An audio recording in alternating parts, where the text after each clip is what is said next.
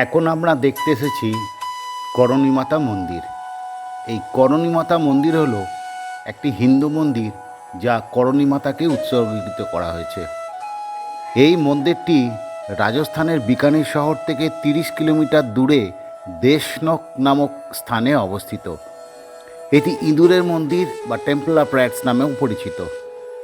এই মন্দির বিখ্যাত এই কারণেও যে এই মন্দিরে প্রায় 25,000 জীবন্ত ইঁদুরের অবস্থান এবং এদেরকে পবিত্র বলে মনে করা হয়। এই পবিত্র কালো ইঁদুরগুলিকে কাব্বা বলা হয়। দেশের বিভিন্ন প্রান্ত থেকে আশীর্বাদ নিতে ভক্তরা এই মন্দিরে আসে এবং বিশ্বের বিভিন্ন প্রান্ত থেকে পর্যটকরা আসে এই মন্দিরের ব্যাপারে কৌতূহল নিবারণের জন্য।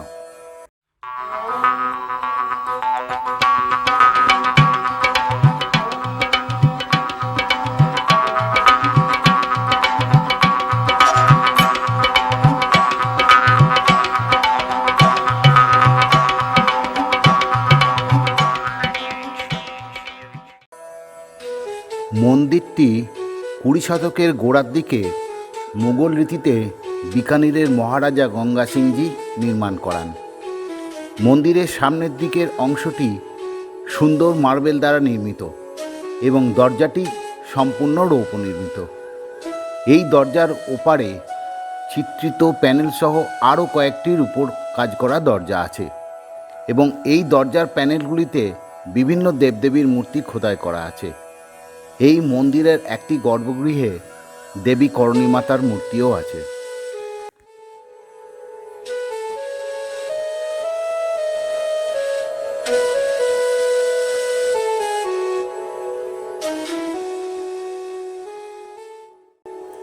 মন্দিরে হাজার হাজার ইঁদুরের মধ্যে কয়েকটি সাদা ইঁদুরও রয়েছে যা বিশেষ পবিত্র বলে মনে করা হয়।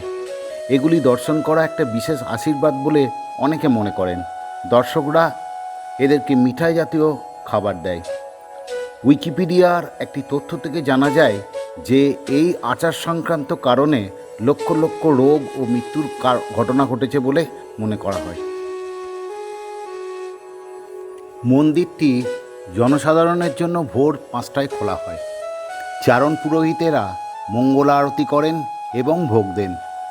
ভক্তরা ইঁদুরদেরও পনির ও মিষ্টি নৈবেদ্য হিসাবে নিবেদন করে, যেগুলি মন্দিরের আশেপাশে প্রচুর সংখ্যায় ঘুরে বেড়ায় এবং ভক্তরা এটিকে শুভ বলে মনে করেন। এছাড়া বাটিতে বা থালাতে দুধও দেওয়া হয় ইঁদুরদের জন্য। মন্দিরে 2 ধরনের দানের ব্যবস্থা আছে, যেটির একটি হলো দারভেন, যা মন্দিরের পুরোহিত ও কর্মীদের জন্য, এবং অপরটি হলো কলস ভেল, যা ব্যবহৃত হয় মন্দিরের রক্ষণাবেক্ষণ ও উন্নয়নের জন্য।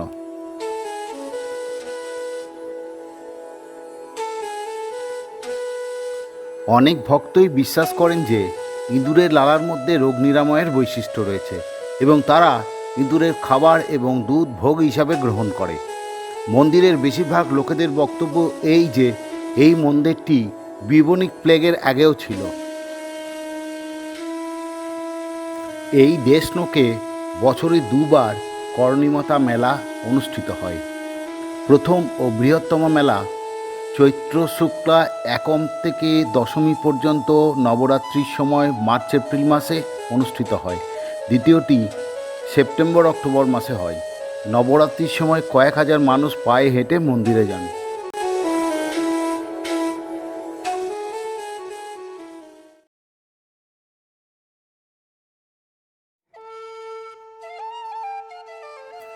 এখন আমরা আমাদের পরবর্তী গন্তব্যস্থল বিকানিরের বিখ্যাত জুনাগড় ফোর্টে উপস্থিত হয়েছি।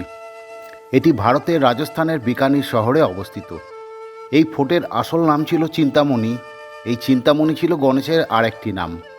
পরবর্তীকালে এটির পুনর্নামকরণ করা হয়েছে জুনাগড় বা পুরনো কেল্লা এই নামে। যখন বিংশ শতাব্দীর শুরুর দিকে সেই সময়ে শাসকরা এই ফোর্টের থেকে কিছুটা দূরে লালগড় প্যালেসে তাদের বাসস্থান স্থানান্তরিত করেন।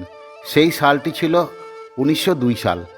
এই জুনাগড় ফোর্ট হলো রাজস্থানের এমন একটি ফোর্ট যা রাজস্থানের বাকি ফোর্টগুলির মতন কোনো পাহাড়ের উঁচু স্থানে তৈরি হয়নি, বরং এটি তৈরি হয়েছে সমতল ভূমিতে। এই দুর্গের আশেপাশে গড়ে উঠেছে আধুনিক বিকানির শহর।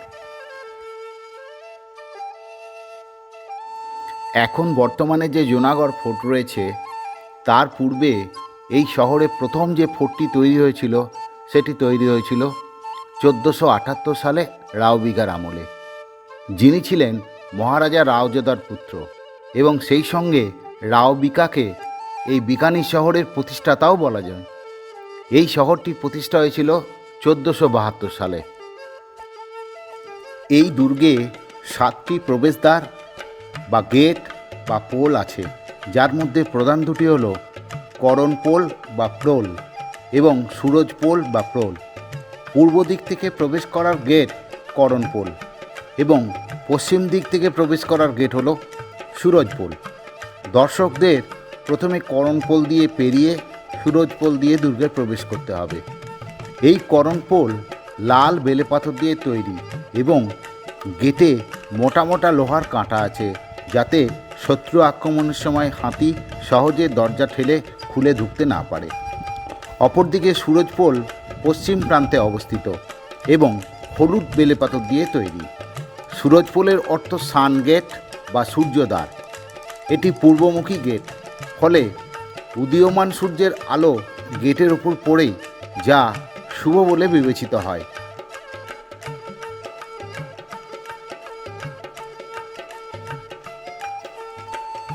ত্রিপলিয়া গেট পেরিয়ে প্রথমেই যে চত্বর দেখা যাবে, সেখানে রাজপরিবার তাদের অতিথিদের আনুষ্ঠানিক অভ্যর্থনা জানাতেন।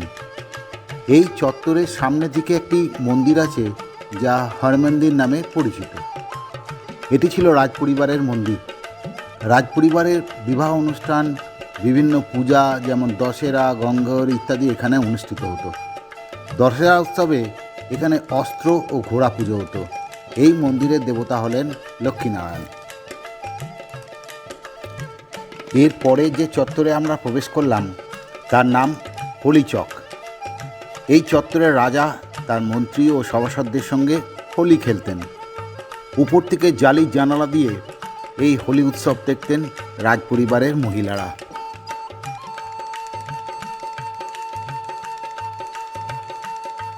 জুনাগড় ফোর্টের মধ্যে যে মিউজিয়ামটি রয়েছে, সেটি জুনাগড় ফোর্ট মিউজিয়াম নামে পরিচিত এবং এটি প্রতিষ্ঠা করেছিলেন মহারাজা ডক্টর করণ সিংজি 1961 সালে মহারাজা রায় সিংজি ট্রাস্টের তত্ত্বাবধানে।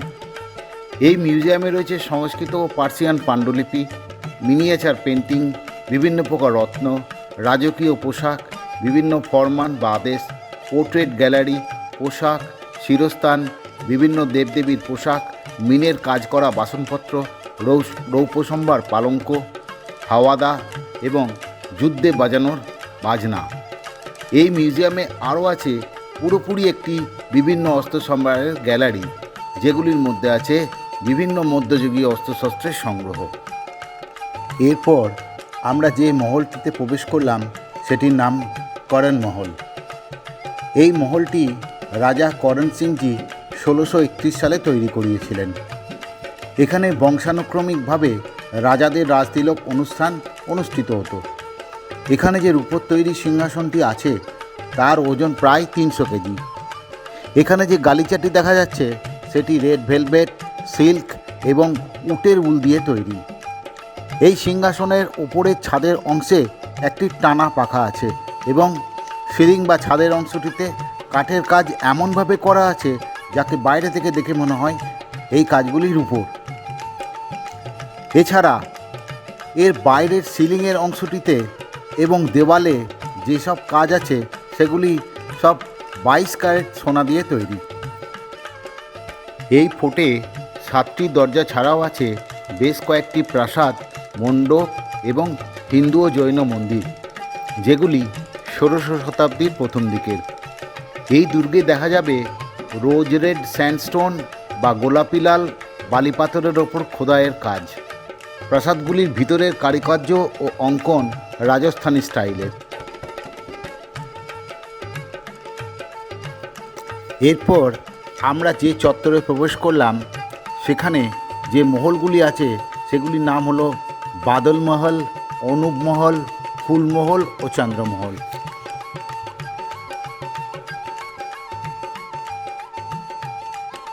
এই বাদলমহলটি তৈরি করিয়েছিলেন ডুঙ্গার সিং, যার রাজত্বকাল ছিল 1872 থেকে 1887 সাল। এই মহলে দেখা যাবে দেওয়াল ও ছাদে অঙ্কন চিত্র, যেখানে আঁকা আছে মেঘ, বিদ্যুৎ ও বৃষ্টির চিত্র, যা রাজস্থানের একটি বিরল ঘটনা।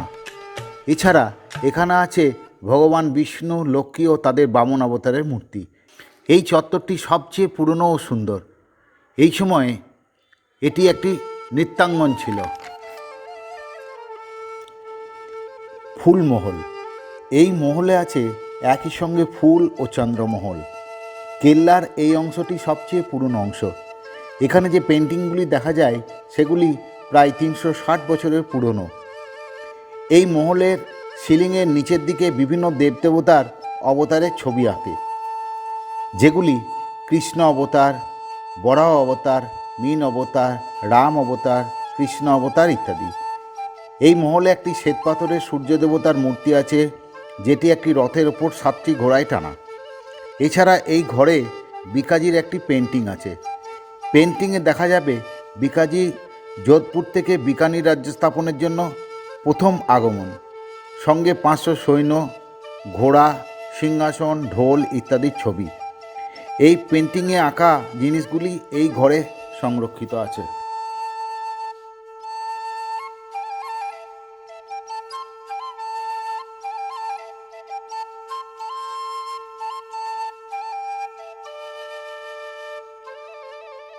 এই কক্ষে দেখা যাবে একটি রাশিচক্রের মডেল, এবং এই রাশিচক্রের মডেলের মধ্যে মীন রাশিটি সোনার তৈরি।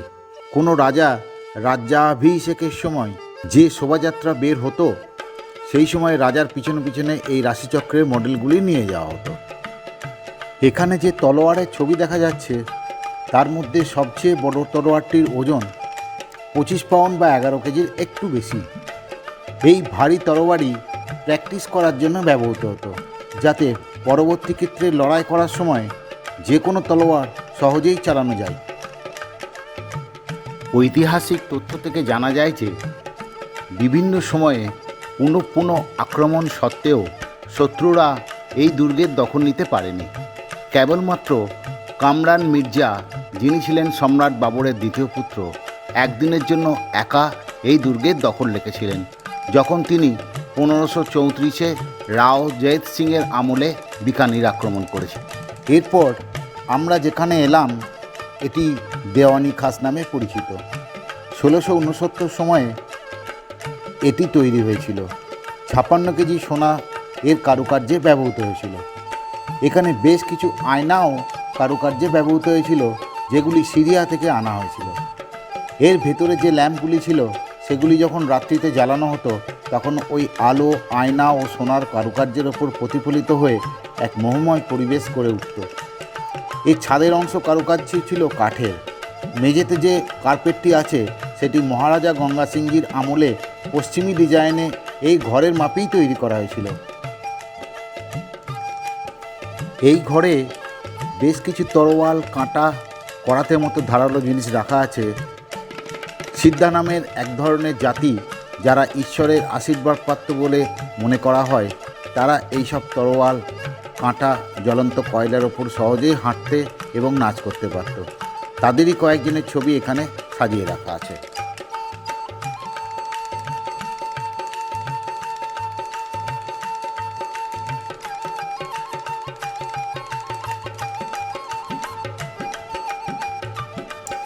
এখন আমরা যে ব্যালকনিতে দাঁড়িয়ে আছি, সেখান থেকে দেখা যাচ্ছে একটি সুন্দর বাগান, এবং দেখা যাচ্ছে দুর্গের প্রাচীর।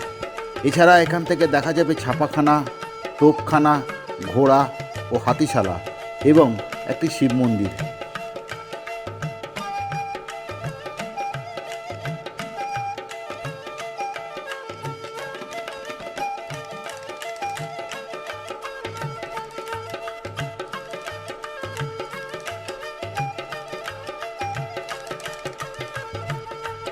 এই কক্ষে দেখা যাচ্ছে 160 বছরের পুরনো একটি দোলনা, যেখানে জন্মাষ্টমীর সময় বালগোপালকে দোলানো হতো।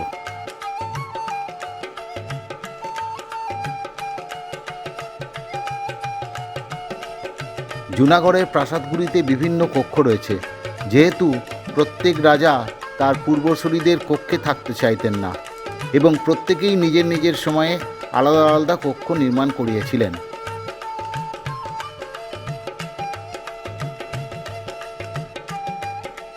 এরপর দেখা গেল রাজার বেডরুম, যেখানে একটি ছোট খাট রাখা আছে। এই খাটটির উচ্চতা মাটি থেকে কম রাখা হতো, যাতে খাটের নিচে কোনো শত্রু লুকিয়ে থাকতে না পারে।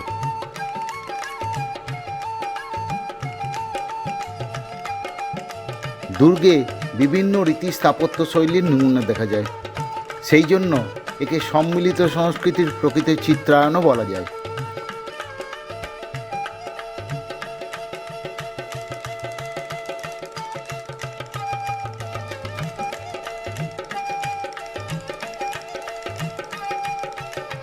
এরপর আমরা এলাম অস্ত্রাগারে। এখানে বিভিন্ন ধরনের মধ্যযুগীয় অস্ত্রের সম্ভার আছে। এরপর আমরা যে হলে প্রবেশ করলাম এটি হলো দরবার হল। এটি তৈরি করেছিলেন গঙ্গা সিংজি।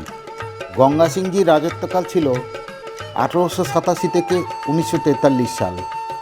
গঙ্গা সিং রাজস্থানের সকল রাজাদের মধ্যে সবচেয়ে পরিচিত রাজা ছিলেন। তিনি তার দীর্ঘ রাজত্বকালে বিকানিরের প্রভূত উন্নতি সাধন করেছিলেন। তিনি জুনাগড় দুর্গে গঙ্গামহল নামে যে আলাদা মহল তৈরি করেছিলেন, সেখানে জনসাধারণ এবং ব্যক্তিগত আলাদা আলাদা হল ছিল। দরবার হলে বিভিন্ন অনুষ্ঠান উদযাপন হতো। এই দরবার হলে তার শাসনকালের সুবর্ণ জয়ন্তী উৎসব উদযাপন করেছিলেন। বর্তমানে এই হল মিউজিয়ামে রূপান্তরিত হয়েছে। এখানে যে প্লেনটি আমরা দেখতে পাচ্ছি, এটি সেই সময়ের হ্যাভিল্যান্ড DH-9DE বাইপ্লেন বা অ্যারিকো প্লেন। এটি 1917তে তৈরি করা হয়েছিল এবং এই সময়ে 2091টি এই প্লেন তৈরি করা হয়েছিল। এখনও পর্যন্ত যে দুটি সংরক্ষিত আছে তার একটি এখানে এবং অপরটি আছে ইংল্যান্ডের ইম্পেরিয়াল মিউজিয়ামে।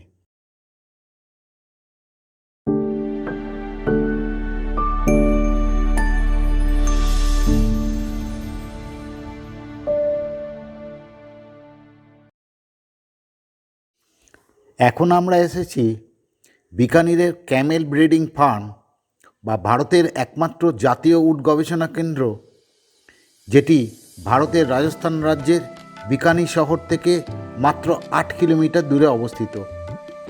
এটি 1984 সালের 5ই July Indian council of agricultural research দ্বারা প্রতিষ্ঠিত ভারত সরকারের একটি প্রজেক্ট, যা 1995 সালের 20শে সেপ্টেম্বর আপগ্রেডেড হয়ে national research centre on camel হয়েছে।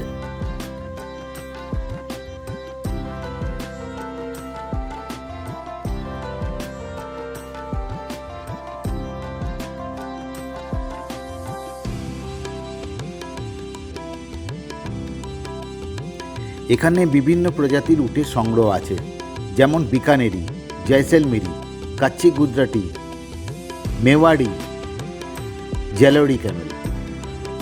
আগ্রহীরা এই বিষয়ে আরও জানতে পারবেন ICAR ন্যাশনাল রিসার্চ সেন্টার এর ওয়েবসাইট nrccamel.icar.government.in এ। মরুভূমির বাস্তুতন্ত্রে উটের উন্নয়নমূলক এবং গবেষণামূলক দিকগুলি সম্পর্কে দর্শকদের অবহিত করার জন্য এখানে একটি মিউজিয়াম আছে। এছাড়া উটে চড়া, উট সাফারি, উটের দুধ ও আইসক্রিম খাওয়া, সুভেনির দোকান থেকে বিভিন্ন অলংকার, উটের চামড়ার ব্যাগ, পার্স, উটের লোমের শাল ইত্যাদি জিনিসপত্র কেনারও সুযোগ এখানে আছে। রাজস্থানের মতন শুকনো আবহাওয়ার প্রকৃতিতে উটকে পণ্য পরিবহনের বিকল্প উপায় হিসেবে কাজে লাগানো হয়। এর ফলে একদিকে যেমন জ্বালানি সাশ্রয়ী হয়, অপরদিকে উট পালকদের জীবন জীবিকারও উপায় হয়। দীর্ঘ প্রাকৃতিক ইতিহাসের কারণে উটগুলি রাজস্থানের রাজ্য প্রাণী হিসাবে ঘোষণা করা হয়েছে। প্রধানত রায়কা নামক এক সম্প্রদায় এই উট পালন করে। পর্যটকরা দুপুরের পরের দিকে এখানে এলে দেখতে পাবেন উটের বাচ্চারা একসঙ্গে জড়ো হয়ে নিজেদের মধ্যে কেমন খেলা করছে। এছাড়া সূর্যাস্তের পর এরা যখন চড়ার পর ফিরে আসে, তখনও একসঙ্গে অনেক উট দেখা যায়। প্রতি বছর 12ই জানুয়ারি বিকানিরে আন্তর্জাতিক উট উৎসব অনুষ্ঠিত হয়। এই উৎসবে উটের নৃত্য, উটের দৌড়, উটের বিভিন্ন ধরনের শিল্পকর্ম, স্থানীয়দের ঐতিহ্যবাহী লোকনৃত্য ইত্যাদি দেখা যায়।